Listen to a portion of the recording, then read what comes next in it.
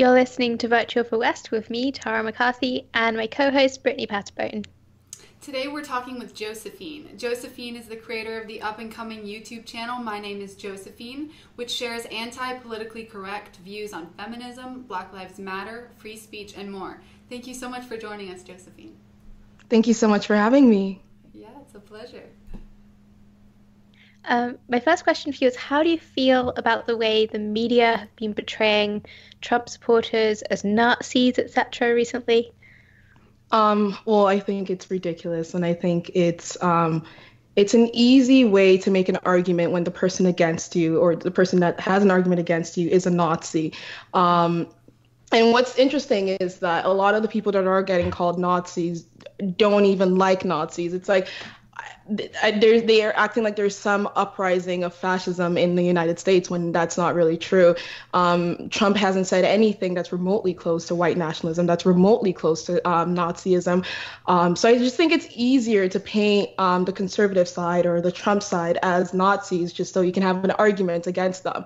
So it's ridiculous. Yeah, exactly. It's kind of like if you call someone a Nazi, then their argument is invalid from then on. So basically you don't have to argue if you just call them, but like racist, of course, wore off and no one cares anymore. So they have to always up it, Mm-hmm. So yeah, that's exactly true. And the other thing is they think that because you're a Nazi, therefore they can shut down your freedom of speech, they can hit you or set stuff on fire, It's and it's like somehow justified. It's okay. Yeah, it's an easy way to find out that someone doesn't have an argument because they just end up with you're racist or you're a Nazi. It's just like, come on, man. Let's just remove that label and actually have a discussion. And then they realize they're just wrong. So in order to stop that from happening, they just say you're a Nazi. Everything you say that comes out of your mouth is just completely wrong. So I often wonder what kind of discourse would be remaining if you were forbidden from insulting someone or labeling them during a debate. It would force you to actually bring an argument to the table. It'd be interesting. Mm-hmm. Yeah. I had an argument with an SJW a couple weeks ago, and he just kept calling me a coon, which is basically the equivalent of a Nazi in a white supremacist. Sorry. He kept calling me all these names, and I was like, okay, look, let's just remove the labeling, let's have a discussion and actually put down our arguments. And then after a while, he's like, oh, you're actually right. Mm-hmm. So when you separate the name callings, you realize either they don't have an argument or they're just too scared to realize they're wrong. So yeah, exactly. So I know your YouTube channel is very anti-PC. Were you always anti-PC? And, if so, what motivated you to get involved in politics and, talking about social issues and actually start a YouTube channel? I was always anti-PC, except I didn't really know there was a name for it. I didn't know there was a name for having dark humor and not really caring what you're saying. And I just started out, I think, have you guys heard of the Jordan Peterson controversy in Toronto? Yeah, so I went to that rally. This was actually my first time ever being to a rally.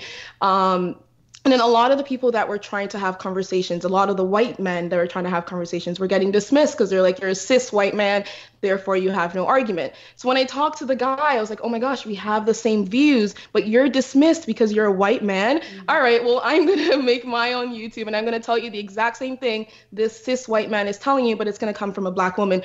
Hopefully you'll understand and listen and, remove the whole whiteness, argument from it and actually listen to me. So that is actually what motivated me. Oh, that's awesome. Oh, just for anyone who doesn't know, do you mind just giving a quick summary of the Jordan Peterson? Oh, yes. He's a professor at University of Toronto, and he made some YouTube videos about transgenders and Bill C-16, which is I think it's law now, actually. But at that time, it was a bill, and it proposed that, what was it? Transgender rights were the same as human rights, and non-binary individuals had the same rights as human rights or something. I mean, it was vague. It was still in the works. So it was kind of outrageous that people had a whole rally against him saying, it's kind of iffy. And then instantly it's like, you're a Nazi, you're a white supremacist. And it's like, oh my gosh, no, he said it's iffy. He doesn't understand it. He needs to be clear. And it's Peterson. Yeah, from my understanding, I did actually interview Professor Jordan Peterson from my other channel, and the thing that he was concerned about is that they're basically making it so that they can fine you, and if you don't pay the fine, put you in prison. if you refuse to call someone by whatever of the 30 different gender pronouns they happen to decide that they want you to call them that day, you know? Yeah. So it's just ridiculous. Like, people can't operate like that. Especially because the population of non-binary people is so small. You can't expect the entire population to switch in a day and be able to understand, okay, I can't call you this, I can't. It's like, it's a working progress. It doesn't happen just as once, and you just all at once, sorry. And you can't get angry just because people don't understand it or have questions. If anything, you should be inviting those questions so you can explain to me why I'm wrong. But instead of explaining, you're just calling names, and then it just becomes this whole, everyone's just angry at both sides, when ultimately we just don't understand, or we don't think it should be law to police our language. So it was ridiculous. And he was threatened by U of T a couple times of being fired. And it's just, his free speech is being threatened just because he made a video disagreeing with a certain bill. It's ridiculous. Absolutely. I know some people are even going after Trudeau now, aren't they? Who's like the ultimate feminist. But I saw this video. I remember them calling him like a white supremacist or something like that. And I was just like, wow, you just can't please these people.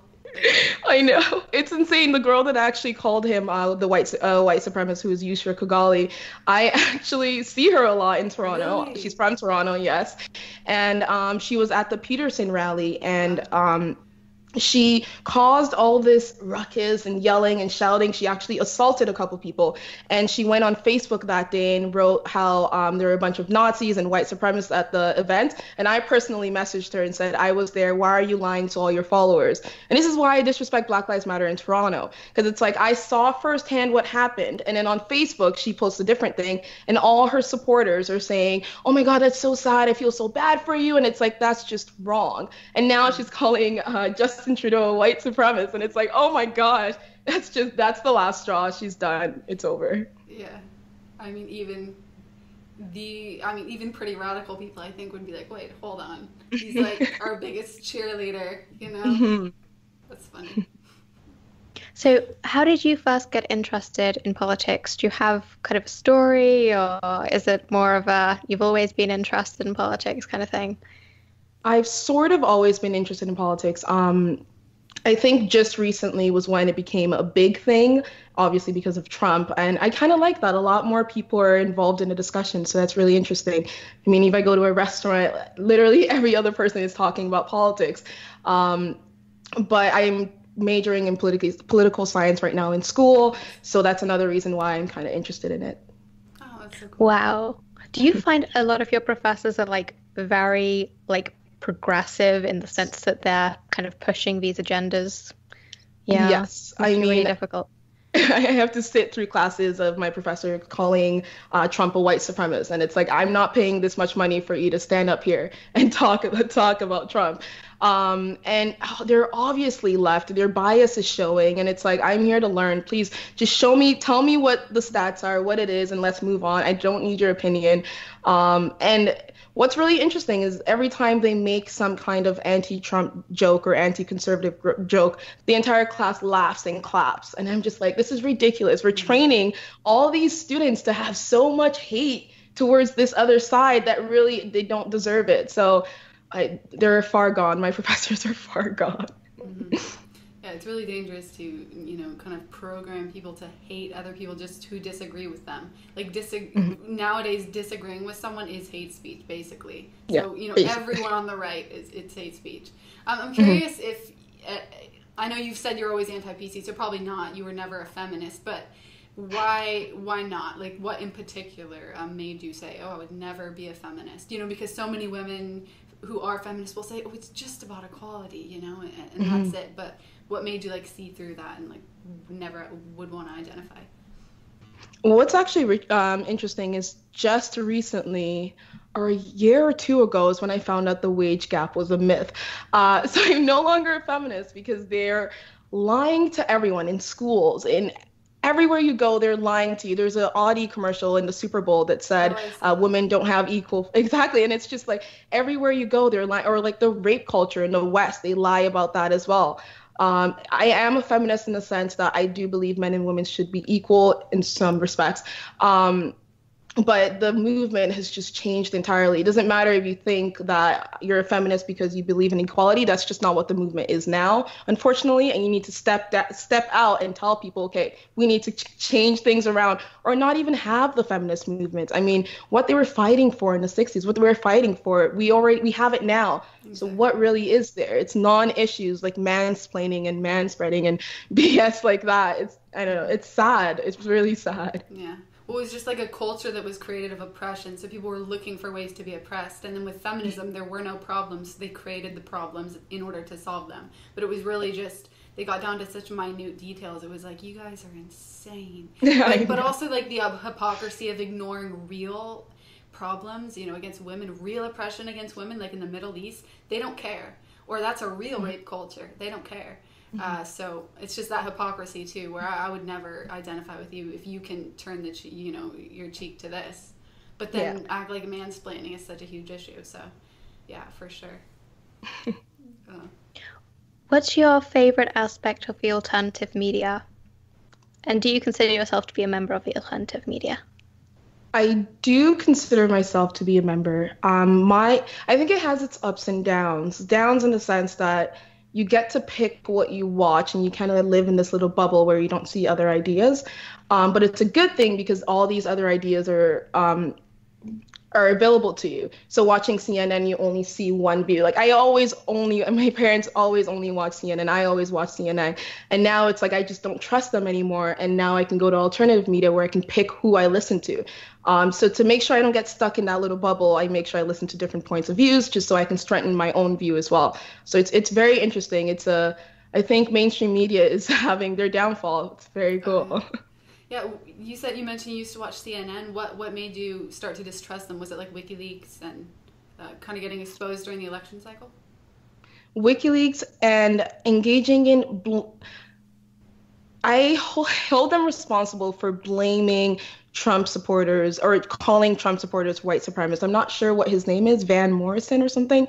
Right after Trump was elected, he said this is a white lash. It's white people going against. Like, I just think they're increasing the divide instead of just giving out the facts and how it is. You're creating more of a separation, and it's sad, it's ridiculous, and I cannot stand with them anymore. Mm-hmm. Oh, interesting. What would you say to those people who think, because I know a lot of people on the left, they say we believe in freedom of speech but not hate speech. What would you say to those people? Because I know like a lot of times they can define, like, hate speech really isn't a thing. It's quite subjective. So what would you say to those people? And do you think that like we should be allowed to just say anything and everything? It should all just be protected, or do you have like limitations, or what do you think? I actually don't have any limitations. I think free speech, it should include hate speech. It should include radical ideas. But that's just the way we get to the truth. You have to have radical, okay, and good ideas. And the good ones are the ones who are going to rise. If the radical ones are the good ones, those ones are going to rise, right? But we're not going to be able to find out what the true answer is if all opinions are suppressed. Then the only answers we'll come up with is SJW answers. And I really don't want to live in that world. And a lot of people do say, like, would you feel comfortable if someone came up to you and said the N-word? And I was like, I'd rather they tell me they're racist or whatever than for them to not say it. Like, I would rather know who the crazy people are than for them to hide it. I'd rather everyone say how they feel so I know how to interact with different people. And I just think the world should work that way. It's easier, and you can kind of, I don't know. It's just hate speech should be included, honestly. Yeah. No, that's an awesome, actually, perspective. I 100% agree. And it's also, how are you going to know what the best argument is if you don't hear them all? You know, exactly. You need everything, you know, to look at it in relation to other things. And yeah, absolutely agree. Yeah, I totally agree with the part where you're saying, like, well, in a way, it's like we're kind of all dancing around, trying not to offend each other. Such a waste of energy. It's we should just speak plainly, you know, that's how I feel anyway. But yeah, speaking about how do you deal with the harsh criticism from the left that I imagine you experience just for being a Black Trump supporter? I'm actually not a Trump supporter, and I'm putting air quotes in that. Fair enough. Because I'm not a Trump supporter, not because I think he's a white supremacist or a Nazi or whatever. I think I would have voted for a third party. But a lot of people do label me as a Trump supporter and use that to harass me. And it's kind of ridiculous because it's like, it doesn't matter who I voted for. It doesn't matter who I support. You should look at me as an individual. And a lot of the insults that I get is coon or Uncle Tom or whatever. I'm a race traitor, and it's just, I don't understand why we all have to think as a group. Why can't we just have our own individual opinions? Why can't we all be treated as individuals instead of a group? Trump supporters is not the, Nazi KKK down south. A Trump supporter can be, a nice black man in a suit, or it can be anyone. So it's kind of ridiculous to generalize all of them together as racist white supremacists. It's really messed up, actually. No, that's a great point. Yeah, that must be awful. But I mean, it just goes to show the fact that even you don't support Trump, and yet you get that much hate. It's almost like even worse, It's almost like it's not even about Trump. It's just they just want to hate someone. They want to have a reason for their difficulties in life. It's like, no, you're a Trump supporter, you suck, and blah blah blah. Screw you. And it's dismissive and annoying. I can't have an argument with anyone if they just keep labeling me as, a Trump supporter or a conservative or whatever. It's like, it doesn't matter. That doesn't change the argument. That doesn't change the facts. That's funny. So, because I was actually asking, what slurs do you get thrown at you for being a Trump supporter? But it's turned out that being a Trump supporter is the slur. So yeah, exactly. Exactly.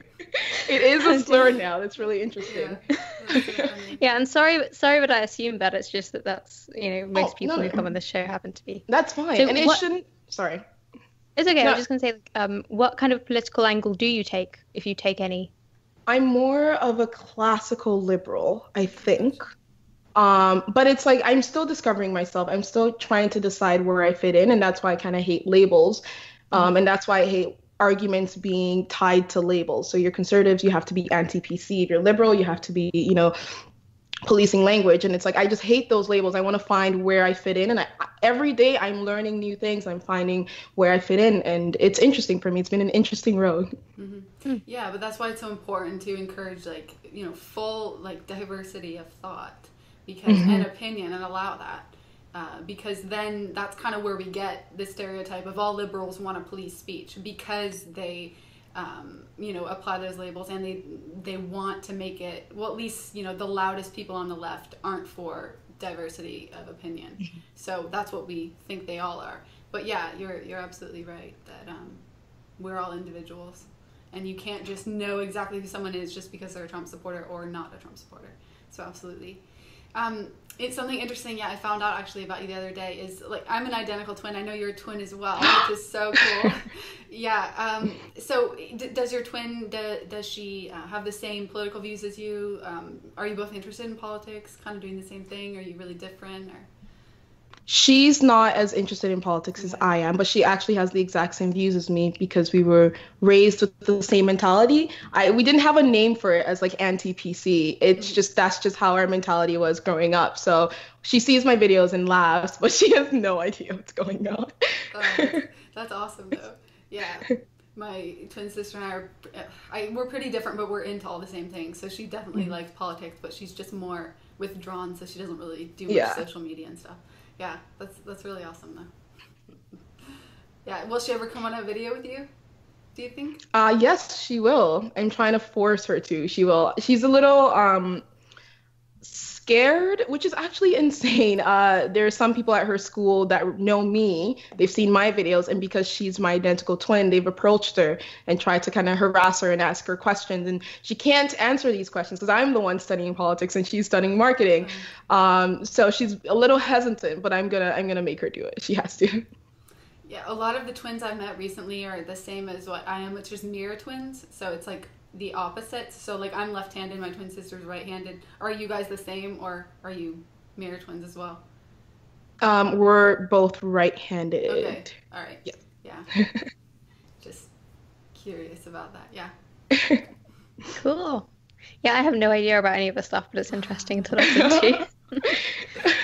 into. What are your aspirations after university? Do you have any, or are you not sure? I would love to be a lawyer. That is my long-term goal. After my undergrad, I will be applying for law schools. Um, but yeah, that's my long-term goal for now. My boyfriend, I think, is probably going to go into politics. So it's really interesting. We're kind of going into that kind of political arena. So hopefully it works out. We'll see. Yeah, those are definitely like complementary jobs. Yeah. Do you know like what kind of lawyer you want to be yet, or would that come later on? That comes later on. I know I don't want to do criminal law because I'm scared that one day I'm gonna send someone to jail and they're gonna come and kill me. But I'm not too sure yet, but I love the idea of being a lawyer and love the idea of, yeah, reading law. So I think I'll figure that out down the road in law school. Oh, that's super awesome. Yeah, a lot of people with law degrees, like Ann Coulter, Ben Shapiro, Mike Cernovich even, they've all got law degrees, and yet Yeah. they are in media. So there are lots of things you can do with that kind of degree. Yeah, definitely. I'm curious what your opinion on the Black Lives Matter organization is. In Toronto or in Canada, I think they are ridiculous and insane. Yusra Kogali saying Justin Trudeau is a white supremacist. Black Lives Matter as a whole, when they first started, I did support them in a sense that I was like, oh yeah, it's an activist movement. Sure, go ahead, you can do whatever you want. And then it started to take a turn. Their rhetoric became insane. It almost became a black supremacist group. Then it wasn't fighting for equality. It's like the feminism movement. Yeah, exactly. It starts out great and then it starts turning once you give someone power. Absolute power corrupts absolutely. So they started off great and then they took a turn. I think they are creating more of a divide, especially in Toronto. I mean, I don't even know why they exist in Toronto, but they're creating more of a divide. They have done some good things. There was some organization in Chicago that they created for gun safety. But then when they have so much influence in the media, instead of focusing on that, they focus on don't touch your hair, cultural appropriation, and all this BS. And it's like, oh my gosh, you can be doing great things, all the money you're raising. You can be doing amazing things for the Black community. There are Black Americans that are oppressed. I hate using that word. They ruined the word oppressed in certain communities, and they should be helping those people, but they're not. Helping them is telling them the truth that you need to go to school. You need to stop having kids outside of wedlock. You know what I mean? You need to stop the crime. But instead of doing that, they're pointing fingers and blaming white people, the white people that have done nothing to, cause that. So I think they're counterproductive and their rhetoric is ridiculous. Mm-hmm. Right. Yeah, we were just talking about how important it is to focus on personal responsibility before you start blaming or pointing the finger. And I totally agree with that, like across the board. We were talking about how women need to do that because, again, it's like it's considered to be like some kind of insult or something to say like, well, maybe this group of people needs to take some responsibility for their actions. You're not allowed to say that. Yeah, it's victim blaming, they call it. But right. But when you honestly remove racism, I put air quotes over everything.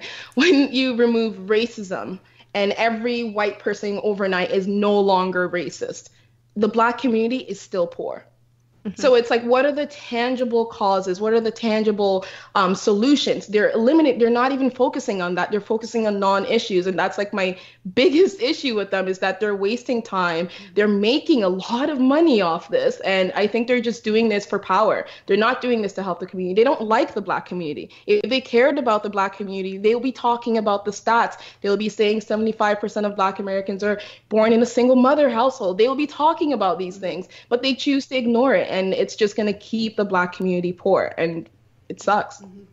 And I mean, this is just my opinion, but I do think that a lot more white people would be more inclined to support Black Lives Matter if, like, I just feel like they've been so polarized as time has gone on because we've seen so many acts of violence from them, like here in the U.S., like in Charlotte, it was insane. Yeah. So they don't want to support it because they feel like they're hated, so why would they want to support it, by this organization? So I know that it's very direct towards them. At least here in the U.S. So yeah, that's my opinion. If they just wanted help from the white community and approached them like kindly and to be at peace. Or let's here. do something constructive kind of and, thing, like, rather than burning down buildings kind of thing. Yeah, work together. Yeah, you can't expect someone to help you when you're blaming them for your problems. It's like, you hurt me, but I need you to help me to, raise me up. It's like, what? No, I never hurt you. Why would I ever do that? So it's creating a divide, and they're not even realizing it. And they keep saying we want white allies. Well, you're blaming them for your problems. Of course not. They're not going to help you until you realize, okay, maybe it's my fault. Maybe it's this fault. Maybe this is the issue. Maybe it's not individual white people. And then we will all come together. I honestly think the movement would have been way stronger if they didn't start it by pointing fingers at white people being racist towards blacks. I think it would have been way stronger. I think they would have raised way more money for the black community if they said, hey, let's all help each other, not it's all your fault, come help us. No, it's counterproductive. Yeah, I would have to agree, for sure. If you could hijack every billboard in America for 1 week, what message would you put up? The N-word. No. Trigger. I know, can you imagine every billboard? Oh my gosh, they'll literally be shaking. I would put grow up, get over it. Cool. Yeah, move on. Just one of those, either of those three. That's actually great. That's what people need right now. Yeah, they need like the tough love. I agree there for sure. Take responsibility, or you're not oppressed, or it's your fault. It's your fault. Oh no, that's probably, those 3 words you probably. I know, but like sometimes I thought about it, because I know like white women aren't considered as oppressed now. We're kind of the enemy because like over 50% of white women voted for Trump, like here in the U.S. But like back then, I sometimes wonder if I could have been like, well, I'm not able to I'm not able to find a publisher. This is so hard. Maybe I should like pull my oppression card and be like, oh, is it because I'm a woman? And go around, like make YouTube videos. Like, would it have made a difference? It almost would have. Yeah, it's just the whole funny. the whole concept of white supremacy, in the sense that white people have more opportunities than blacks. It's funny because applying to law school, one of the questions was, are you a minority? Are your parents immigrants? And then I called them and I asked them, oh, does this help? They said, yeah, oh, actually it helps if you're an immigrant. I was like, oh, so it's easier for me to get into law school if I'm an immigrant. Or applying for scholarships. There's so many scholarships for different countries in Africa. It's ridiculous. There's a Nigerian scholarship, there's a Ghanaian scholarship, and it's like there's so many more do we have any Swedish scholarships over there? Probably not. But there's so many opportunities for Black Americans. There's so many opportunities for minorities. There's women's scholarships, but there's not men's scholarships. Like, it's crazy how many. And it's like, okay, so who really has the advantage? The minorities do a little. Mm-hmm. Well, I accept that, there is a lot more poverty and obviously single motherhood and everything like that, which obviously makes it very difficult for people growing up in those situations. You can only imagine the burden that is on them, on the children. But unfortunately, it's often because their parents have created those situations and refuse to take responsibility. Yeah. So, and that my whole thing is, you can train a whole generation not to make the same mistakes as their parents, but you can't do that by blaming white people. You have to raise them as tough kids to go out, for their dreams, go after their dreams. No one really understands the American dream more than immigrants do. And I mean skilled immigrants. They understand that they're coming from a place of no opportunity to a place of opportunity. So they take advantage of that. And that's how you see why certain parts of, like, West Africans, for example, in America, they make way more money than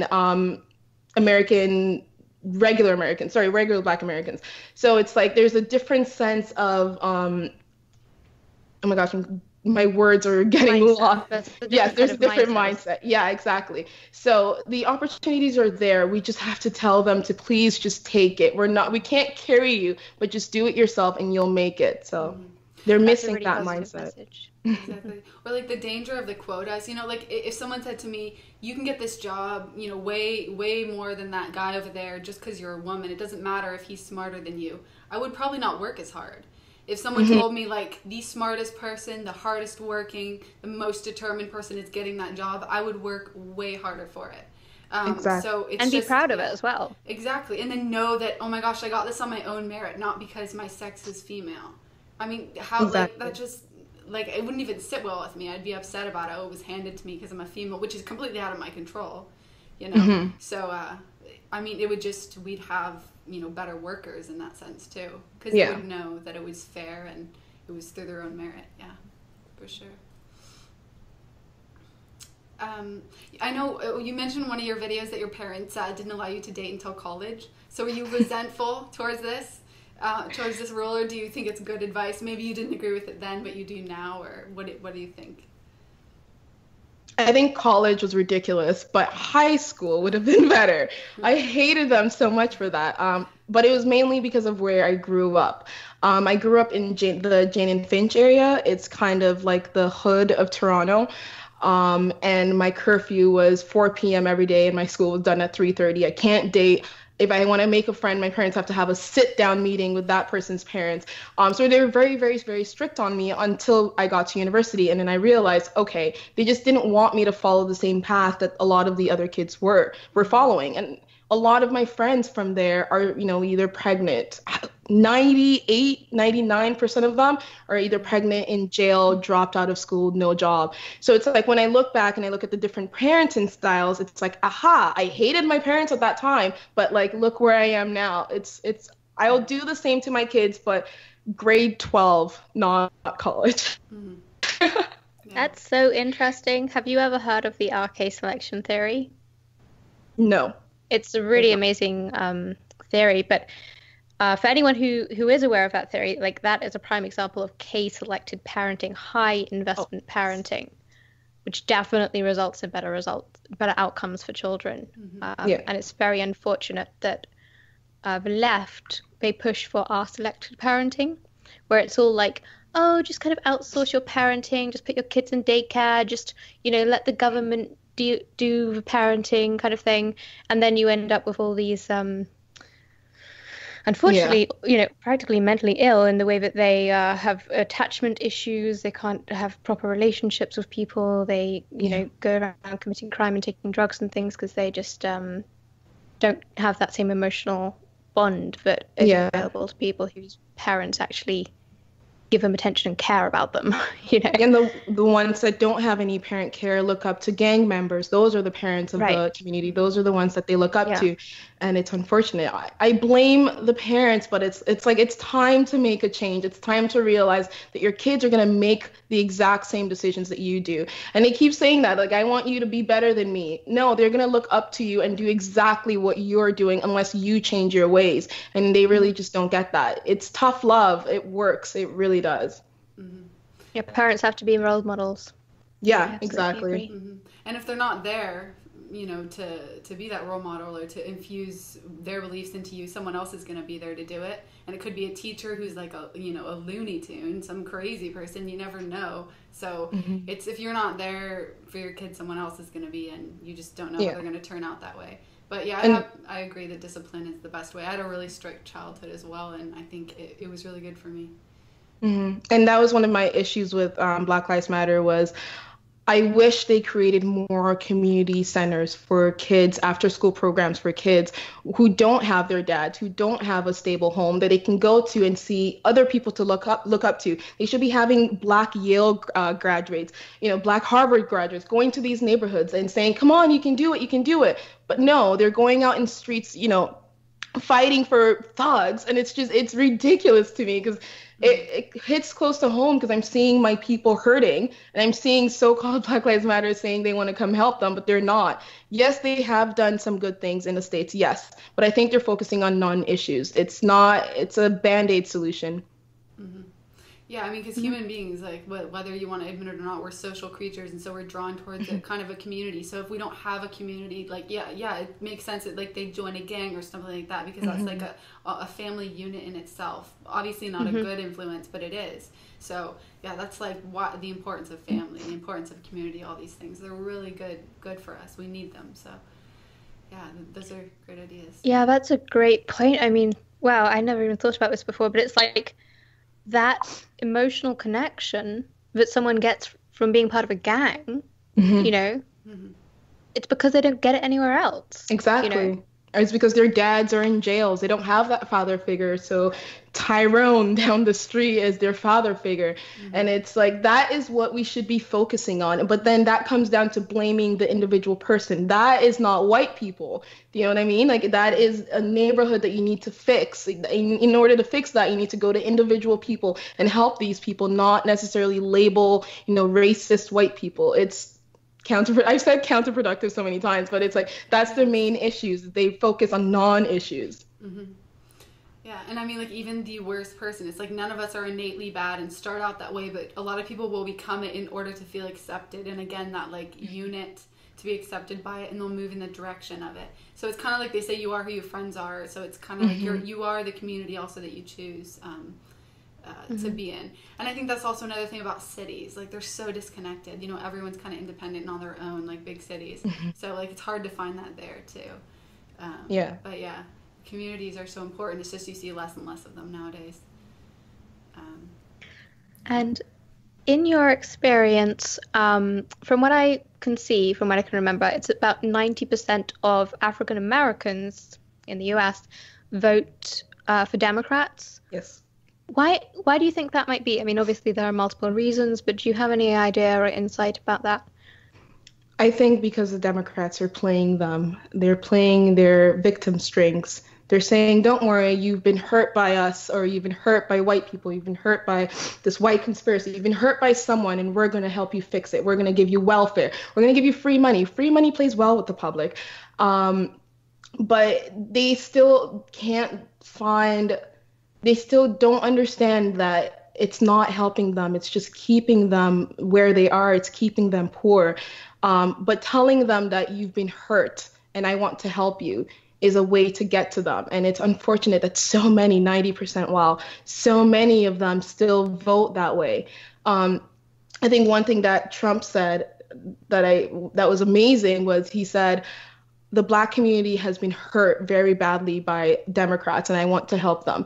And it's just like, they see that and they don't even understand that, oh my gosh, he wants to help me. They see that, oh no, he's a white supremacist Trump supporter. It's like, no, he's telling you that the reason why you're so poor is because you're basically getting free money so you can stay poor. And especially in Canada, my parents are conservative and I grew up, I guess Canadian conservative and American Republican are different things, but I think they should change their minds. They should start realizing that it's not helping them. It's really 90%. I'm sorry, that number is insane. I know. I couldn't believe it when I saw that figure, but I think it even went to 95 when Obama was elected. So for obvious reasons, really, because I guess they suppose that Obama can empathize with their situation or something. But yeah. And yeah, kind of alongside that, I was going to ask, like, how many African Americans in the US, Canada generally, from your experience, do you think genuinely believe the narrative, like this kind of narrative that's sold to them of the reason you're not getting ahead is because white people just, aren't employing you, or like we've got a secret club going on and you're not in it, kind of thing? How many of them? Yeah, what percentage would you say actually go along with that narrative? I think... How do I explain this?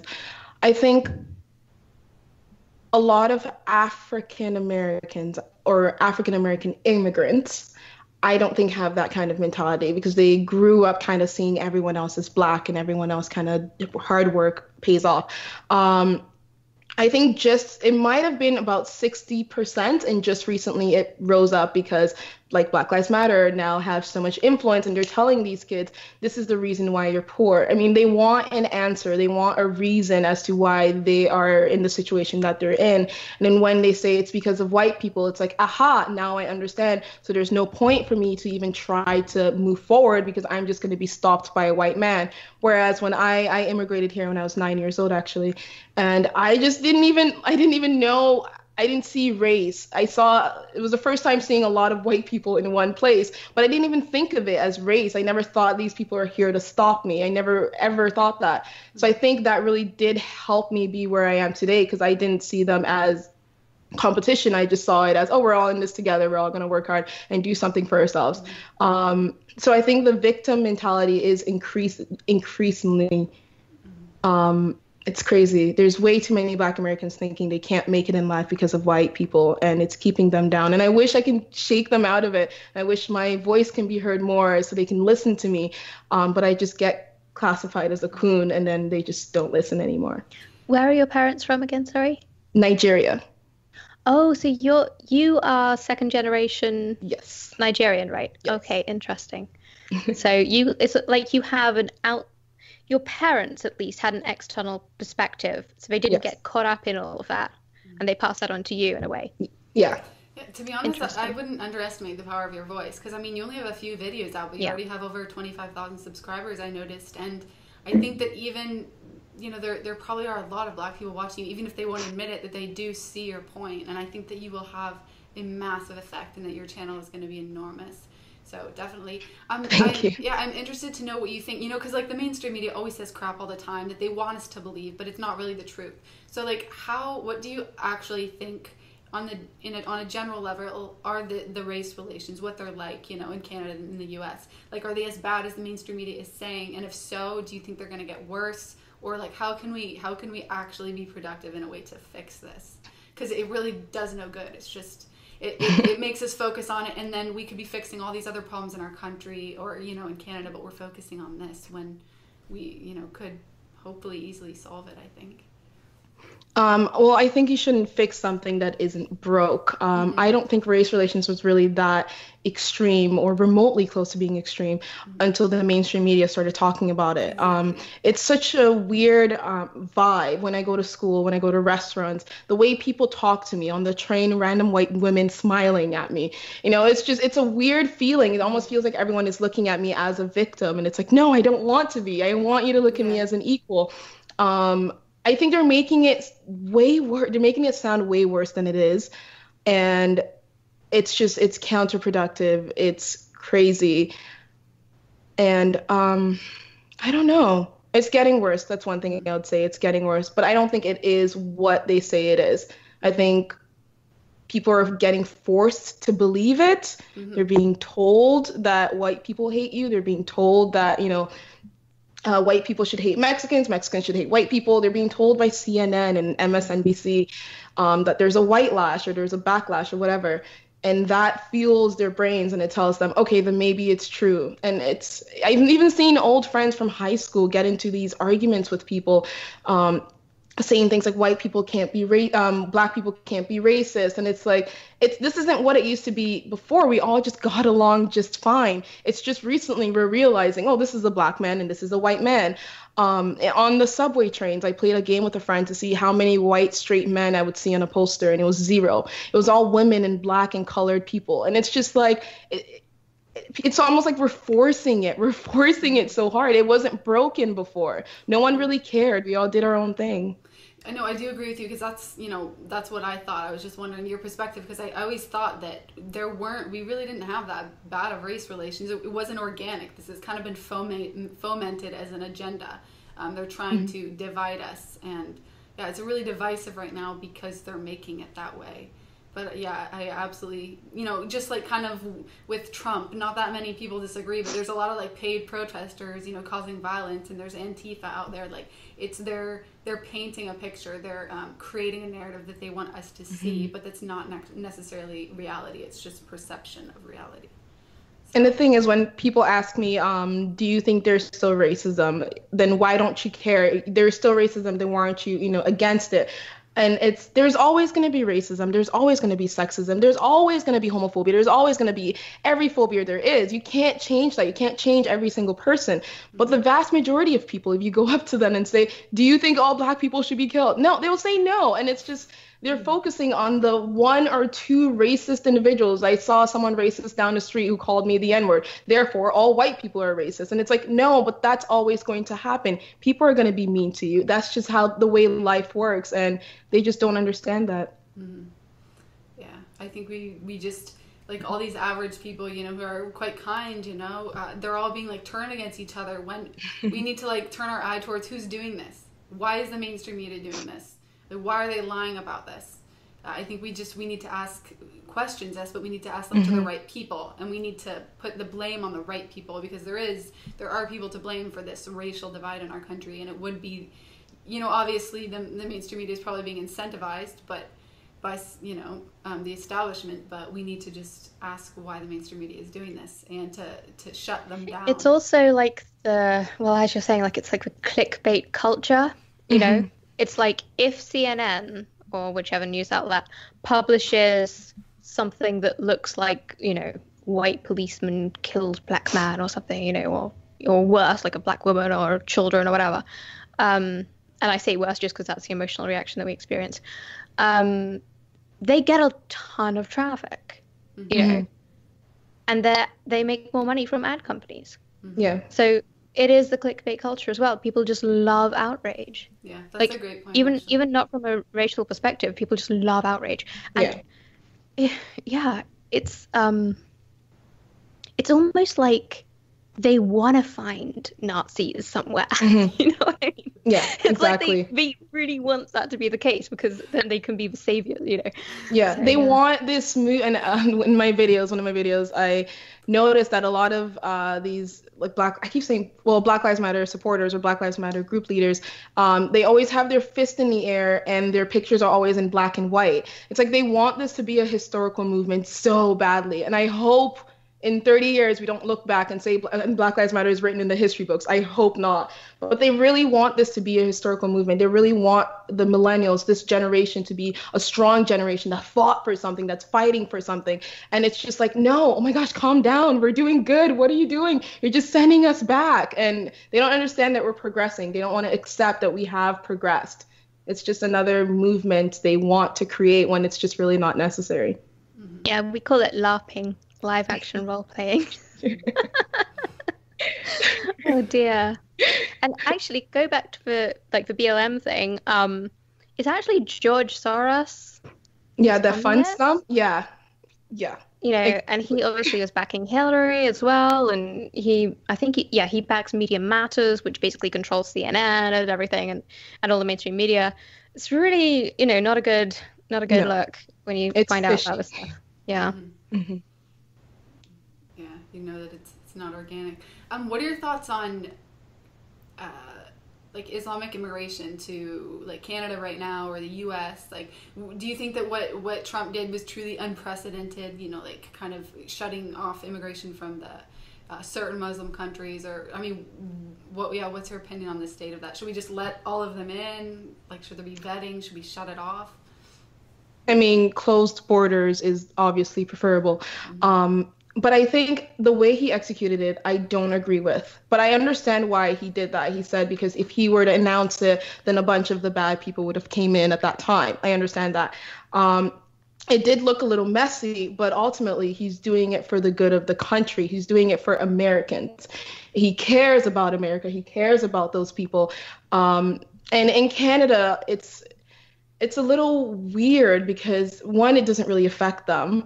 And two, there's a motion that has been passed that that doesn't allow you to talk about Islam, which is ridiculous. And it's a slippery slope. It's a weird place we're getting to right now. And I don't know. I agree with the fact that he wants closed borders, but I don't know. It's just weird. And I'm being careful. And this is what is annoying, is that I'm being careful with the way I say this because I'm scared that later someone's going to call me out on it.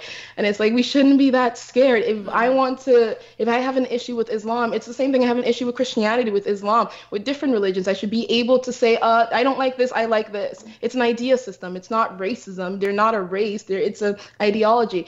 So the outrage is ridiculous. Even one of my professors during a lecture, I recorded the lecture, he was talking about how racist and homophobic and Islamophobic Trump is for banning those countries. And I said, oh, didn't Obama do the same thing? Oh, wasn't it Obama's list? And he was just he was kind of confused. And I think the outrage is ridiculous, and the mainstream media is feeding on it by just calling it a Muslim ban. It's a Muslim ban. All Muslims are banned. They hate Muslims. And all these, it's lost. The whole narrative is lost, and they don't really understand what's going on. And they don't understand that it's temporary. They think it's a long-term ban. That's another thing that's ridiculous. The outrage is ridiculous. I understand why he did it. I don't agree with the way he did it. because Americans are filled with whiny people and he could have been nicer. But no, honestly, I don't really see it as a big deal. Yeah, and I mean, it wasn't even a ban. Yeah, They were just exactly. calling it a ban. The thing is, honestly, I absolutely appreciate Trump's tough love take, his approach, just like getting it done, just being severe, because that's what we need. We have too many whiny people that like, and I don't want him to go around having to cater to everyone's feelings. It's about saving and preserving our country. We have so many illegals in our country right now. Our country is not in the state to accept all these immigrants, especially like we cannot deny that Islamic terrorism exists. It does. And it's been happening. Like Germany, Sweden is a mess. It is a disaster, and the mainstream media was trying to cover that up. But then, you know, like we're seeing all that's going on. There's a on that note, there's a Swedish reporter who has been reporting. His name's Peter Sweden, all about what's going on in Sweden. Oh, yeah. Twitter locked him out of his account for like a week because he was reporting the truth, and they didn't want anyone to know that there's like rapes, crime, everything. Like their culture is very different from ours, like coming from the Middle East. Very different. And ISIS has even said, we are going to come in with the, you know, the Muslims who aren't violent. We're going to come in with them, you know, secretly and ISIS uses Muslims in general as a cover, and they, you know, like you said, they've stated it, so it's literally a Trojan horse. Yeah. So we have to say no.